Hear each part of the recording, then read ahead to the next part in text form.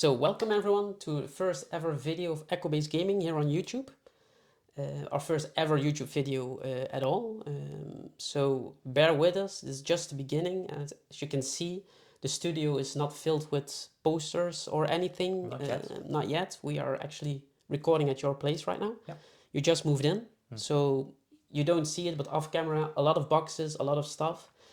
So, but we just wanted to do this video because, you know, Spiel was last week, we had a live this week, so a lot to talk about, and we just wanted to start making content, basically. Yeah. Also present ourselves, you know, the first time we are in front of the camera, so the first time you know who is behind Echo-based gaming, the Twitter page. Mainly you. Yeah, for now it's mainly me, but I think once the game is released, they will also see you and hear about you, and we will play against each other a lot on camera, opening packs, so a lot of content ideas that we'll talk about later. So yeah, Spiel, last week. We went there Saturday and Sunday. Unfortunately, we weren't there Friday. No, on Friday was the presentation for retailers and content creators, which we've missed. But we have the dias, we have the photos, so we can still talk about that one, about the presentation. So yeah, Spiel. Yeah. We've been there last week. What were your impressions? It was really big. That was my biggest first impression. But even though it's big, it was also well organized. A lot of people, a lot of stands. A lot of halls. A lot of halls as well. 6 halls in total. Bigger names in the gaming industry, smaller game names. Yeah, indie games. Yeah, so that's what I really liked. Also that there was a lot of card games, which we are mainly interested in at the moment. I think we can consider ourselves as card gamers. Yeah. A little bit of board gamers, but mostly D&D, I think, besides card games. So yeah, we were there for definitely for Unlimited, of course. Yeah. But besides Unlimited, also other card games that we wanted to see and try. Yeah. And so we played a lot of different card games at Spiel. Also a lot of RPGs were there. But overall, the atmosphere was great. Yeah. And great first impression. Yes, definitely. And you know, because it was so big, it didn't feel cramped at all. All the people spread across all the 6 different halls. So because the main interest is different for people. Yeah. Whatever they want to see. I think we spent the most time in the Unlimited hall, which was hall 3 or hall 1. Hall 1. Oh, we entered in hall 3. So we spent most of the time in hall 1 because also all the other card games were there except for Locano. I think all the card games were there. So, but we obviously went to Spiel for Star Wars Unlimited. First demo with real cards. We played online on Tabletop Simulator, etc. But first time with the real cards in our hands. What was your first impression? I think the first word that pops in mind is dynamic. The game feels really dynamic, that you have one action and then the other player takes an action. Yeah, the shared turns is definitely, It felt like Star Wars Destiny in my opinion. Minus the dice. Minus the dice, But I think the best part of Destiny was the shared turn. So it's really cool to see that also implemented in Star Wars Unlimited. And I think that's also something that's unique. Which makes this game really stand out. Compared to other card games, this feels unique. Definitely. Another thing that really impressed me was the quality of the cards already. Even though it was a demo deck, it looked great, it felt nice. The art was great. The art popped, the vibrant colors. The sleeves that we used were the Gamegenic Star Wars Unlimited sleeves. The blue ones. And the booth in general was really well designed and organized. There were a lot of banners. A lot of art, a lot of space. It was actually quite big. There was also a background where you could take photos with a stormtrooper, which was a cool detail. It really felt it really felt like Star Wars. Also compared to the other Star Wars games, it was really big, and you could immediately recognize that this was Star Wars Unlimited.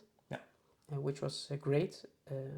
You basically couldn't miss it in the hall. No. It was almost in the center of the hall. And location was great. The location was great. So the demo was there in German and English. Yeah. So every table had an English side and a German side, and you could just sit whenever there was space. So you sit down, the instructor comes to the table, explains the game, and you're ready to play. And whenever you had questions, you just raise your hand, and they would come. There were a lot of them. A lot of, yeah.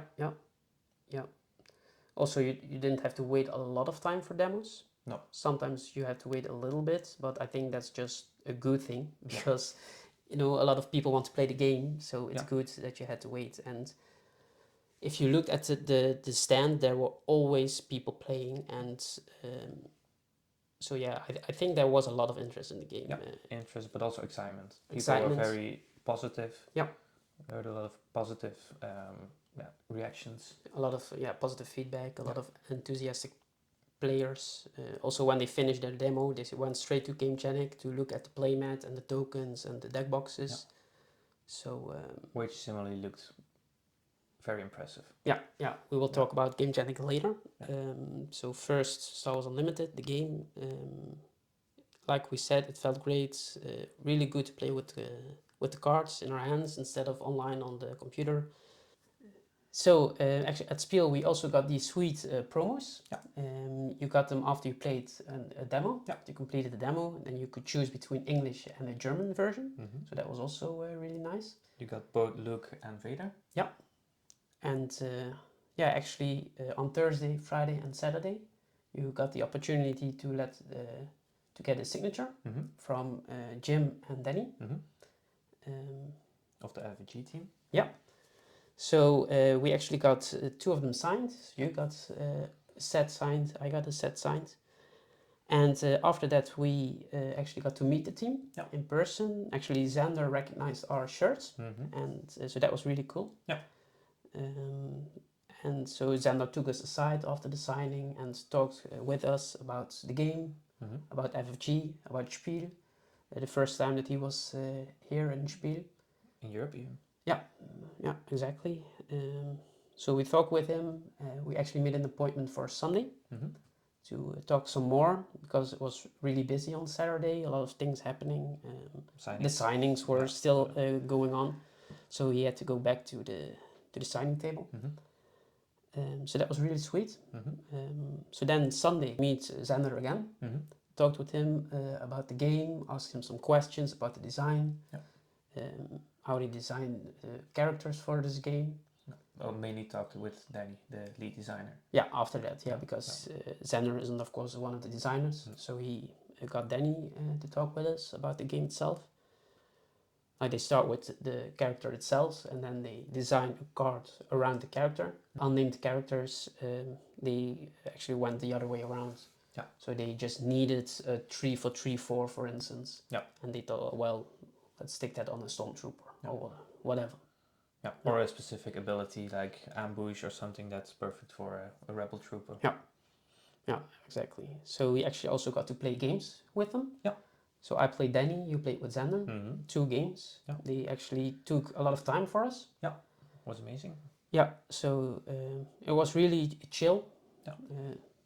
Talk with them about Star Wars Unlimited or other things. Got completely destroyed in the demo game.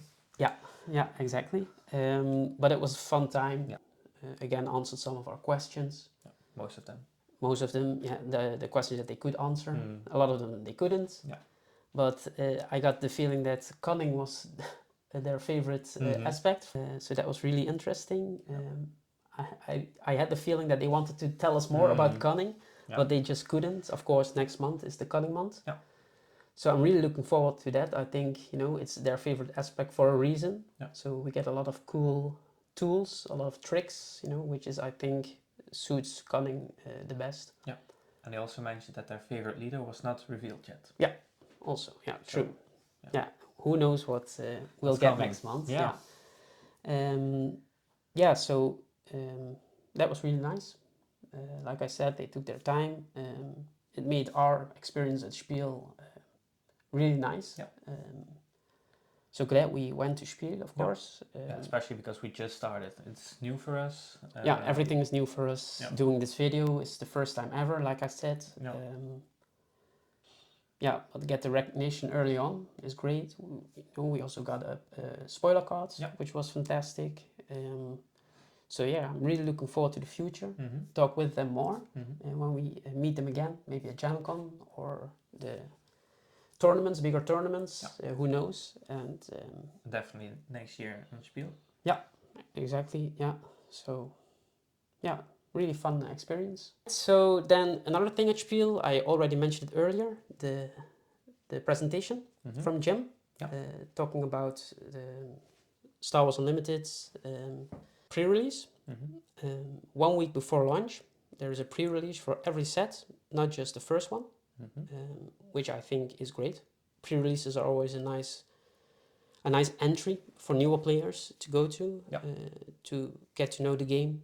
You show up, you buy the pre-release kit, and you're ready to go. So I think it's a great thing that they also start pre-release from set 1. Then weekly play.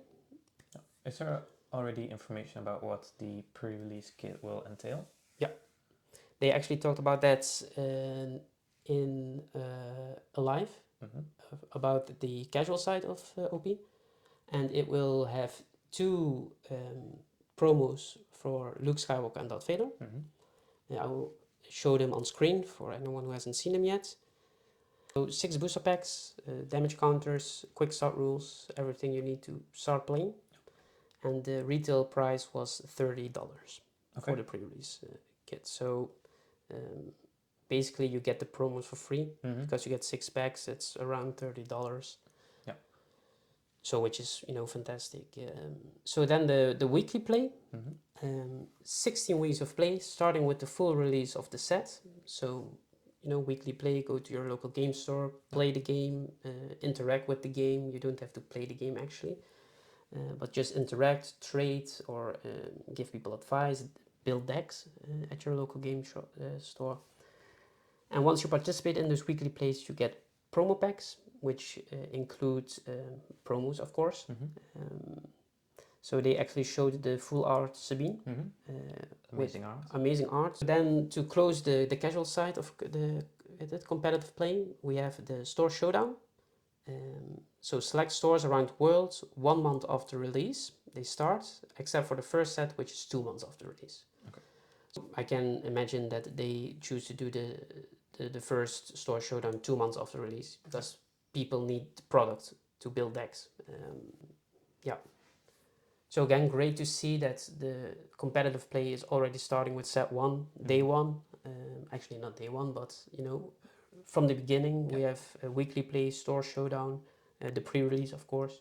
So it's amazing. So when a store hosts a store showdown, actually what they get is a booster display, 32 participation promo cards, exclusive judge promos, a top 8, top 4 and champion promos. Okay. So a lot a lot of reasons to go to the store showdowns. Yeah. Also to host them. Also to host them, judge promos from the start, really nice. Judges are important, so you have to compensate them. But then we go to the competitive side of organized play. Like I said, we get another live later this month, but they showed us already a little bit of information for the competitive side of organized play starts with the planetary qualifier, which is again store level event, so at your local game stores. So get points. We still don't know how they divide the points, but you get points, and if you get enough points, you can compete in the Galactic Championship. Yeah. To compare a game that we play, like Pokemon, it's actually very similar. So you have to compete in several tournaments, collect points, and if you have enough points, you can go to Worlds, the Galactic, which is equal to the Worlds, World Championships. Yeah. So Worlds is invite only. The rest is free to enter, which is also really nice. And it also gives free to enter in terms of points. In terms of you don't have to qualify for them. No. Yeah. You do have to pay. You do have to pay, yeah. Especially regional and sector qualifiers, which is the next step. So actually you have regional and sector qualifiers, but those will be at destination events run by official partners. So they will be the bigger events, not in your stores, but convention halls, things like that. Gen Con. For instance, yeah. And then, you know, the big one, Galactic Championship. It's a competitive season finale where the Galactic Champion will be crowned, and it's run by FFG themselves. Okay. Really looking forward to the competitive side of Unlimited. Yeah. It's a Star Wars card game, so I would play the game no matter what. But just with all this information, it makes it even more. I'm even more hyped to play this game with all the information that they give us. Yeah. Basically, every information we get, I get more hyped and hyped. It's nothing that they reveal. Like I'm like, okay, not sure about that. So then they talked a little bit about the game and their intentions. So the first year of content is about foundation building, keeping it simple so they can ramp up over time. It's easier to add content later than to do too much too fast and get it wrong. That way. So they consider Star Wars Unlimited an evergreen. So the initial design has begun on set 7. So they are already working on year 3 of the game. Yeah. Which is also amazing. Like Danny told us, like they are now at the early stages of set 7, designing set 7, which is huge. Yeah, with 3 sets a year, they're already indeed, as you said, working on the 3rd year of the game. Yeah. And they are also committed to the first 5 years already. Yeah. That's what they told us in Spiel. Yeah, so that's the next bullet point actually. So we have a 5-year roadmap that builds out additional product types and target audience considerations. Yeah. And they actually also told us that the concepts has begun for set 8 and 9. Yeah. And like we already knew, this game has the largest dedicated staff of any game in this FFG studio. And they actually also showed us the release schedule of the first year. So we already knew that set 1, Spark of Rebellion, will be released at March 8th. The second set, Shadows of the Galaxy, in July. All right. And Twilight of the Republic in November. Okay. So July, November, both are birthdays. Yeah. So I think we already know what we can buy for each other. Yeah. Which is fantastic. 3 sets a year. Also feels nice. I think 3 sets a year is a really good release schedule for TCGs. Yeah. Like, not too long between sets, so the meta can feel still or solved, bored. Yeah.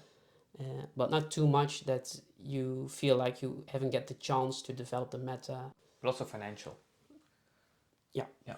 It's TCGs are an investment. It's not a cheap hobby to have. And it's nice to have some time in between to, Yeah, definitely. But it also, 3 sets a year also gives room to release additional small products. Yeah. Like, for instance, a 2-player set they did in Destiny. They can easily, release those in between sets. Yeah. Like small things like that, or maybe a holiday special thing, a box or starter decks, things like that. Yeah. Yeah, I think you should also release starter decks at least once a year. Yeah. To get new players. Like they also did with Destiny. Yeah. So every year was a block, and every block had new starter decks. True. Yeah. Okay. So talking about financial, talking about price, we also got the price for Star Wars Unlimited, which is the price for the 2-player starter deck will be $35. So for the 2 starter decks, which I think is a great price. Booster packs will be $4.99, which is again a decent price for a 16-card booster pack. Yeah, sure. Yeah, it's similar to most TCGs, I would say, in the same price range. Yeah. But you'll get more cards. Yeah. Than the average. Yeah. And why do you get more cards? Is because this game is also built for draft and sealed. So you need a lot of cards in packs to build your deck. You know, a lot of commons, a lot of uncommons to fill up your decks. Which are also fun events to do. I mean, it's amazing that they include draft and sealed from the beginning. Yeah. I think that was the only thing lacking for Destiny. Mm-hmm. They tried it, but it didn't work as well as intended. But also just the way Destiny worked and the product that we got, I think wasn't the best for draft and sealed, because you had to buy a product for sealed or for draft, and so it wasn't just boosters. You know, you could go to your local store, want to play draft, but if they're out of product, you know, you can't play draft or sealed. So, and with unlimited, you just need boosters, and you are ready to go. Yeah. Also, again, great for bringing people into the hobby. Mm-hmm. I sure think that there are also a lot of people that only want to play sealed and draft, which is completely fine. We know $5 for a pack. There are 24 packs in the booster box, so it's around $120 for a box. Yeah. Which is also, again, average for TCGs. Yeah. A case will be 6 boxes, and so you need 2 cases if you want a showcase card. Yeah, but still, it's not guaranteed. Not guaranteed. But you can also get 2. True. So yeah, it's great. I mean, it's also great if you go to tournaments and you receive boosters as prize. There's actually value in those boosters, because there is a possibility that there is a showcase or there is a hyperspace foil legendary. So there's always value in booster packs, which is great. And however slim the chance, there is a chance. There is still a chance, and also booster packs will hold their value because people want to keep buying them to chase those cards, which, again, if we compare to Destiny, where there weren't all the art in packs, if you got the cards you want, if you got a full play set, there was actually no reason to buy boosters. And that's something that you saw at the local game stores, that once people got their play sets, they stopped buying. Yeah, they stopped buying.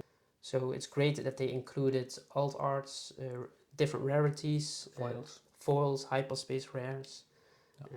It definitely is fun to open a pack. And also what they did with the hyperspace, that it could be in any slot.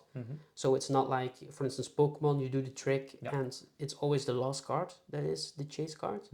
But with this, it can be immediately at the front, it can be in the middle, it can be at the back, so you don't know where the hyperspace card is. Makes it more exciting. Makes it more excited to open a pack, And hopefully, you know, the longer you have to wait until the hyperspace, it means that the rarity is higher. So we also got prices for something else, Gamegenic products, which again, the stand for Gamegenic was next to Unlimited at Spiel, but we got prices for Unlimited products.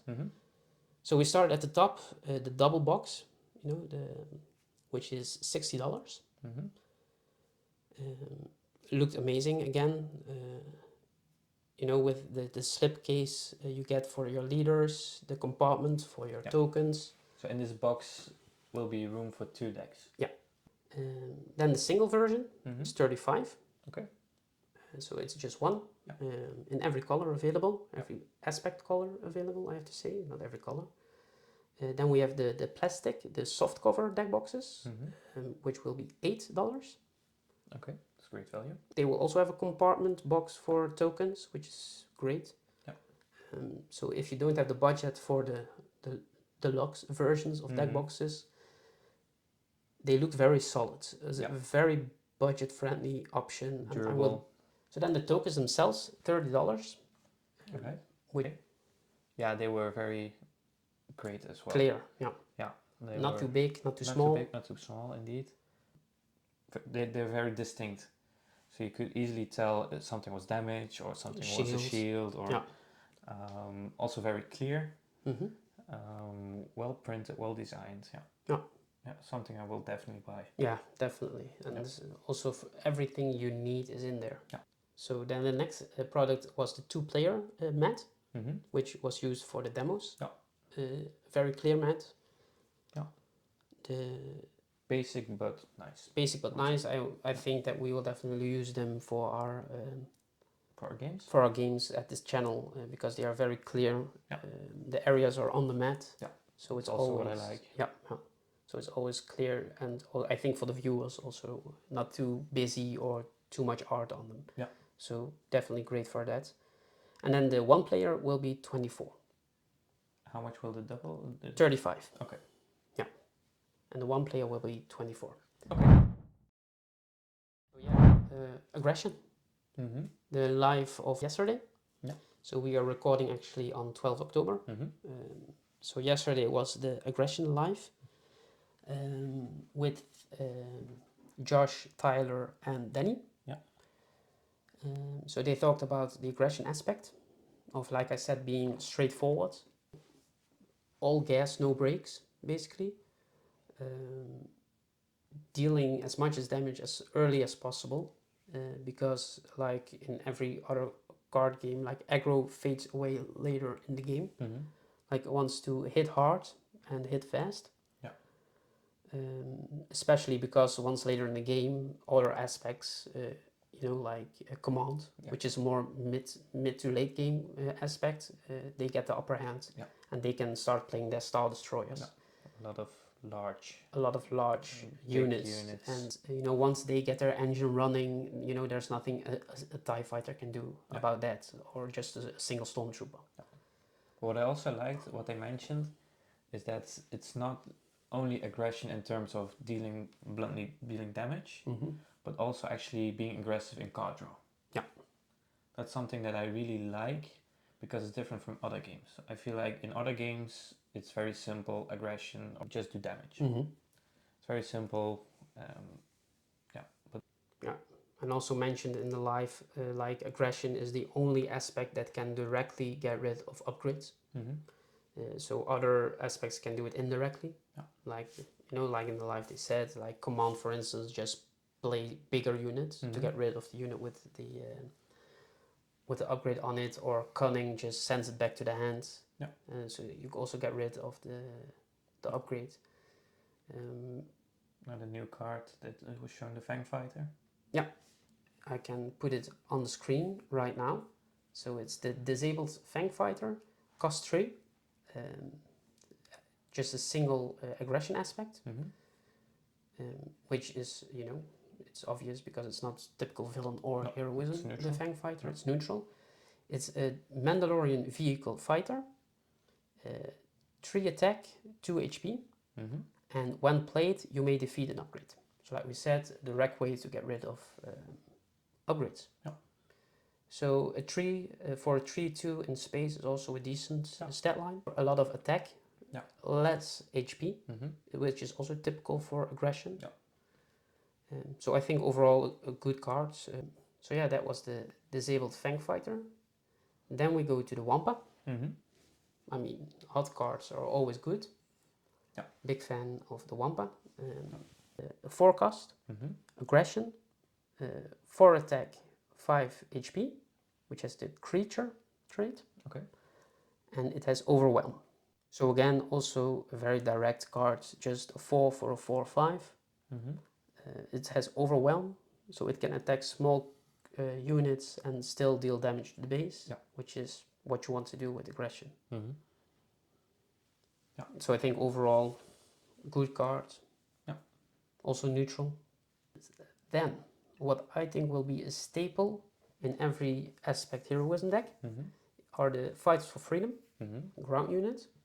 3 costs, 3 attack, 4 HP. Rebel Trooper trait. It has Saboteur. And it has, when you play another aggression card, you may deal 1 damage to a base. Okay. So it doesn't say aggression unit, just aggression card. So also events or upgrades count. Yeah. And Saboteur means that you can ignore Sentinels, right? And defeat shields. Alright. So it's also really aggression. Like go around the Saboteur, also go around the Sentinels, defeat shields, and attack the base. Or attack the unit that you want to defeat. So I really think that this is a staple in every aggression heroism deck. I still have to see if this also is a state, or is this is also is going to see play in aggression villain decks, because then it would cost you 5. Mm-hmm.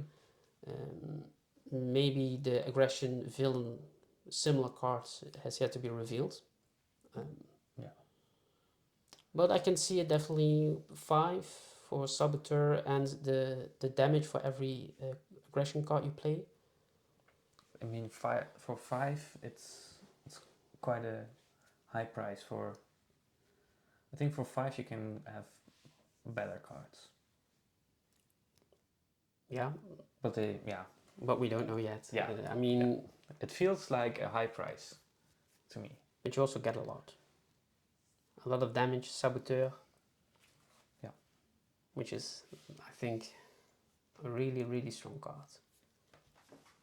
So actually the last card that they revealed was the Legendary. Same as they did with Command and Vigilance. So the double aspect aggression Legendary. A forecast event, double aspect, double aggression aspect. Choose 2 in any order. Draw a card.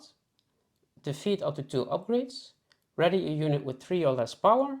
Or deal 4 damage to a unit. Yeah.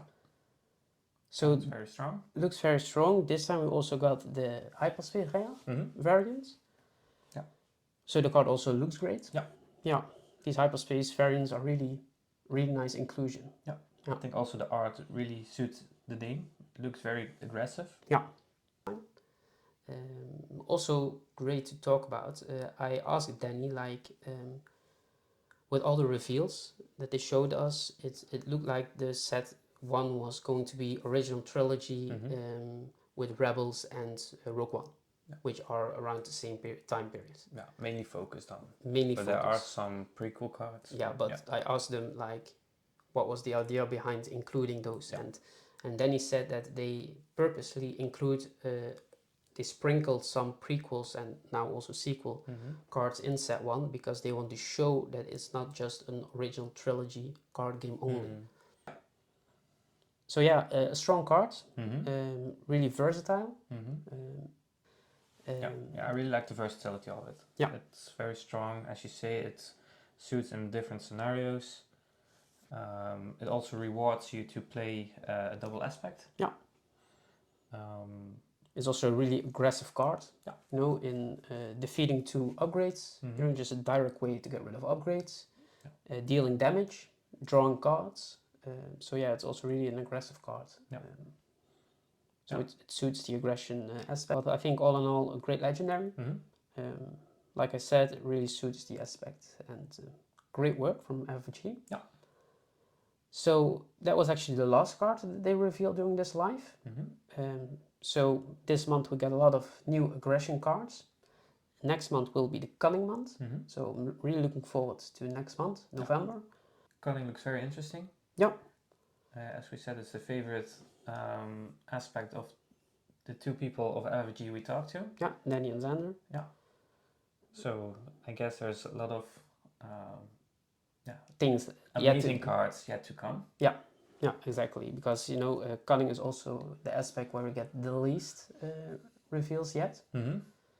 So a lot of interesting cards yet to be revealed, I assume. Yeah. Cunning is a really interesting aspect. So yeah. They also mentioned that their favorite leader wasn't revealed yet. Yeah. So true. Maybe we get another Cunning leader then. Yeah. So with that, we also come to the end of this video. Yeah. But before we end, we have a short announcement. Yeah. So we are thinking of setting up a Discord as well when the game releases. Yeah. So that we have a more active way of talking to the community. Also, we can have a better conversation compared to on Twitter or in the YouTube comment section. Yeah. Also for the community to talk amongst themselves. Yeah. So that's that. Yeah. Just the general future for our channel in general. Yeah.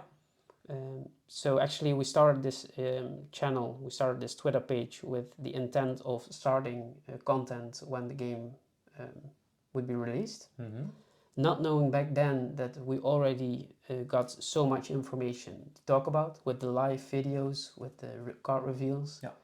So that's why we decided to start now by making content. especially because it's the first time ever we are doing this. So a lot to learn. But yeah, I think making videos, making content is something that you learn by just doing it. Yeah. So expect us to improve in the quality of our content, the quality of our videos, the studio. Will be better decorated. Yeah, better decorate the studio. So yeah, a lot of cool things in the Coming up. future. Yeah, a lot of cool ideas. Yeah. Like doing unboxes. Yeah. Playing against each other, doing more thematic decks, so more casual sides, going deep dive into competitive decks, like deck decks, but also show the strategy of different decks.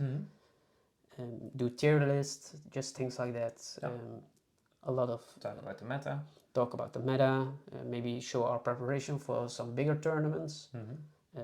Just things like that, some general TCG content that we want to make. Yeah, and in terms of the release schedule of our videos and content in general, so for now it will be a bit irregular. Yeah. So we will make videos talking about the lives that FFG broadcasts. Yeah. And also just as this video, also talk about cards that they spoil. For the future, we plan to do a video once a week. Yeah, to have a regular schedule. Yeah, and as you just mentioned, there's a lot of ideas, a lot of plans that we want to do. Yeah, we yet have to work out. Yeah, so stay tuned for that. Yeah, stay tuned for more. And so to conclude our first video, we actually want to do a giveaway to celebrate this first video. Yeah. So we got these sweet promos here right in front of us that we got on Spiel. One set is signed, one is not. Yeah. They are both in English, and we want to give them away to you. So we will actually communicate the details of this giveaway in the near future on Twitter. So if you're not already following us there, please do. Yeah. And that's, I think, really the end of our video. Yeah. If you like this video, please like, comment, and subscribe. And see you next time. Yeah, see you next time. May the force be with you. Bye. Bye.